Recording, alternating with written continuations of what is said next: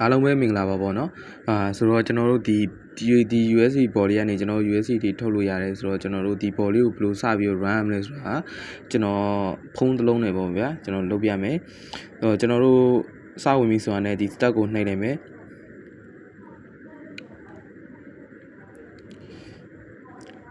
တက်ကိုနှိပ်ပါလို့ရှင်ကျွန်တော်ဒီပေါ်လာတဲ့ channel 2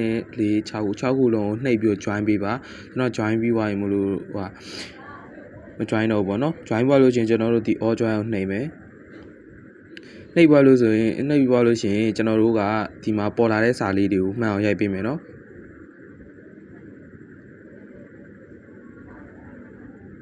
ကဲရိုက်ပွားပြီဆိုရင်ကျွန်တော်တို့ဒီဟာလေးနဲ့ပို့လိုက်မယ်ပို့လိုက်ပြီဆိုရင်ကျွန်တော်တို့ဒီဟာလေးပေါ်လာပြီဆိုရင်ရပြီပေါ့နော်ကျွန်တော်တို့ဒီ bonus ကလေးကိုနှိပ်ပြီးတော့ကျွန်တော်တို့24နာရီတစ်ခါပေါ့နော် 0.0005 USD ယူလို့ရမယ်ပေါ့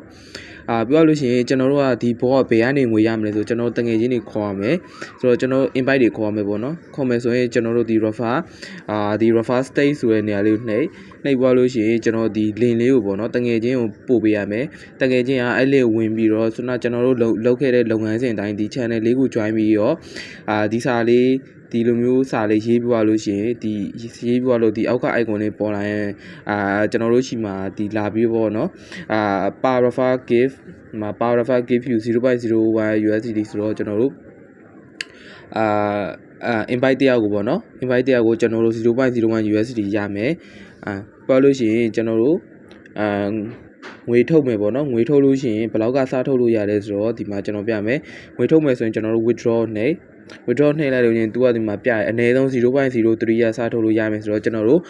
အနည်းဆုံးတငယ်ချင်း3ယောက်ရှာရမယ်တငယ်ချင်း3ယောက်ရှာတာနဲ့ကျွန်တော်တို့ငွေစားထုတ်လို့ရပြီပေါ့နော်ဆိုတော့ကျွန်တော်တို့ငွေစားထုတ်လို့ရပြီဆိုတော့ငွေထုတ်တဲ့လုပ်ငန်းစဉ်ကိုကျွန်တော်ဖုန်းတစ်လုံးနဲ့ပြပါမယ်โอเคအားလုံးပဲဒီမှာဆိုလို့ရှိရင်စနာတော့ကျွန်တော်ဘယ်လိုမျိုးလုပ်ရတယ်ဆိုတာကိုပြသွားတာပေါ့နော်ဒီမှာတော့ကျွန်တော် main ကောက်မှာပေါ့ main ကောက်မှာပေါ့ဆိုတော့ကျွန်တော်တို့နောက်တစ်ခေါက်ထပ်ပြောပါမယ်ဒီ6ခုလေးကို join မယ် join သွားလို့ရှိရင်ကျွန်တော်တို့ဒီ all join ဆိုတာနှိပ်သွားလို့ရှိရင်ကျွန်တော်တို့သူပေးတဲ့စာလေးကိုရိုက်လိုက်ပေါ့နော်ရိုက်သွားလို့ရှိရင်ကျွန်တော်တို့အကောက်ကရသွားပြီပေါ့နော်ရသွားပြီဆိုရင်ကျွန်တော်တို့ဒီမှာ refer state ဆိုတာနှိပ်ပြီးကျွန်တော်တငယ်ချင်းခေါ်မယ်ခေါ်သွားလို့ရှိရင်ဒီမှာကျွန်တော်ငွေထုတ်မယ်ပေါ့နော်ငွေထုတ်မယ်ဆိုရင်ကျွန်တော်ကဒီ icon တွေထဲမှာရှိတယ်ဒီ withdraw ဆိုတာကိုနှိပ်လိုက်တယ်ပေါ့နော်ဒီ withdraw ဆိုတာကိုနှိပ်လိုက်ပါလို့ရှိရင်ကျွန်တော်တို့ကသူကပထမဆုံးအနေနဲ့ပါစကြလာမလဲဆိုတော့ကျွန်တော်တို့ withdraw ဆိုတာနှိပ်လိုက်ပြီဆိုရင်ဒီမှာကျွန်တော်တို့ USDT BEP တွဲ wallet address ဆိုပြီးတော့သူကအစားပို့တယ်ဆိုလို့ရှိရင်ကျွန်တော်တို့ကအဲ့ဒီအချိန်မှာကျွန်တော်တို့ကကိုကဘာနဲ့သုံးမလဲပေါ့နော်ဘာနဲ့ထုတ်မလဲပေါ့ကျွန်တော်ကတော့ Trust Wallet က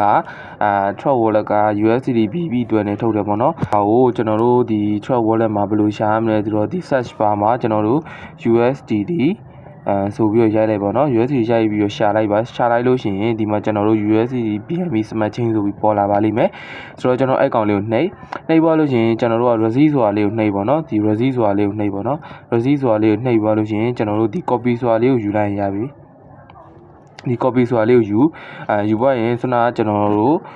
ဒီနေရာမှာပေါ့နော်ဒီနေရာမှာပေါ့ကျွန်တော်တို့လာပြီးတော့ဒီစနာယူလာတဲ့ဟာလေးကိုဒီမှာထည့်လိုက်ပေါ့နော်ထည့်လိုက်ပြီဆိုရင်ဒီမှာသူက wallet ချိတ်ပြီးသွားပြီwallet ချိတ်ပြီးသွားတဲ့အချိန်ကျမှကျွန်တော်တို့နောက်တစ်ခါ withdraw ဆိုတာထပ်နှိပ်ပေါ့နော် withdraw ဆိုတာထပ်နှိပ်ပြီးသွားလို့ရှိရင်ကျွန်တော်တို့ကဒီမှာဘယ်လောက်ထုတ်မလဲပေါ့နော်ဘယ်လောက်ထုတ်မလဲဆိုတော့ကျွန်တော်တို့ဒီမှာပို့လိုက်ပါကို wallet ထဲမှာရှိတယ်ပေါ့နော်အနည်းဆုံး 0.03 ရစားထုတ်လို့ရတယ်ဆိုတော့ကျွန်တော်0.03ပေါ့နော်ဒီမှာကျွန်တော်တို့ 0.035 ကိုစားထုတ်တယ်ဒီမှာ wallet successful ဖြစ်ပြီးတော့စနာကျွန်တော်ဒီမှာပြတဲ့အတိုင်းပဲကျွန်တော်ရဲ့ Trust Wallet ထဲကိုပေါ့နော်ကျွန်တော်ရဲ့ Trust Wallet ထဲကိုဒီမှာရောက်လာပါတယ်ဆိုတော့အခုတခါတက်ခါလေးပေါ့နော်ကျွန်တော်ငွေတခါထပ်ထုတ်ပေးရပါမယ်ဒီမှာကျွန်တော်ဆိုရင်ခေါ်ထားတငယ်ချင်း2ယောက်4ယောက်6ယောက်ထည့်ရတယ်ပေါ့နော်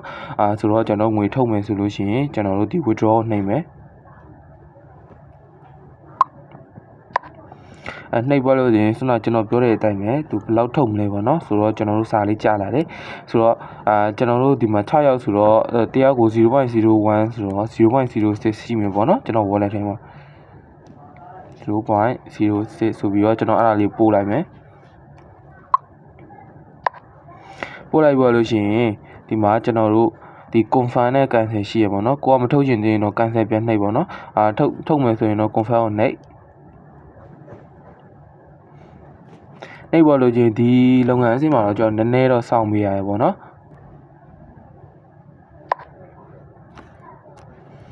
ဆိုတော့ဒီမှာဒီစာပေါ်လာပြီဆိုရင်တော့ကျွန်တော်တို့ withdraw ကရသွားပြီပေါ့နော်ဆက်ဖို့ဖြစ်သွားပြီငွေထုတ်အောင်မြင်သွားပါပြီဆိုတော့ကျွန်တော်ပြောချင်တာတခုကဒီဘောတွေကကျတော့ကျွန်တော်တို့အချိန်အကြာကြီးကာလအကြာကြီးမပေးဘူးပေါ့နော်ဘာလို့လဲဆိုတော့ကျွန်တော်တို့ဒီဘောကိုဖန်တီးပြီးပေးတဲ့လူအတွက်ကလည်းသူ့မှာဘယ်လောက် supply ပေးမယ်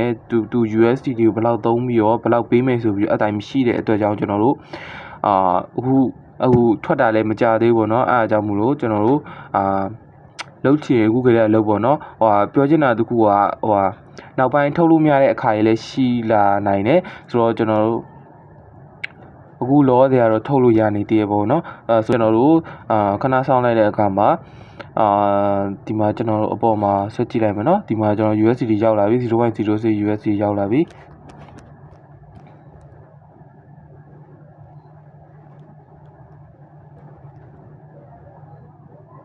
โอเคဒီမှာเนาะ 0.06 ဆိုပြီးရောက်လာပြီเนาะဝေးထုတ်လို့ရပါတယ်အားလုံးပဲ try ကြည့်ကြပါเนาะ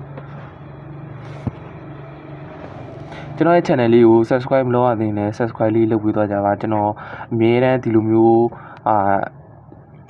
Telegram နေပြီးရတဲ့ဟာလေးပေါ့နော် Telegram နေပြီးငွေဘယ်လိုမျိုးရှာလို့ရလဲဘယ်ဘော်လေးတွေကနေပြီးကျွန်တော်တို့coin လေးတွေ USDT လေးရလဲဆိုတော့ကျွန်တော်အမြဲတမ်းရှာပြီးတော့တင်ပေးပါတယ်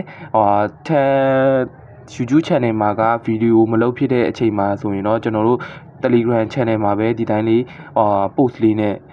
တင်ပေးတယ်ပေါ့နော်ဆိုတော့ကျွန်တော်တို့ Telegram channel လေးကိုလည်း subscribe လေးလုပ်ထားပြီး YouTube channel လေးကိုလည်း subscribe လေးလုပ်ထားပေးခဲ့ကြပါအားလုံးပဲကျေးဇူးတင်ပါတယ်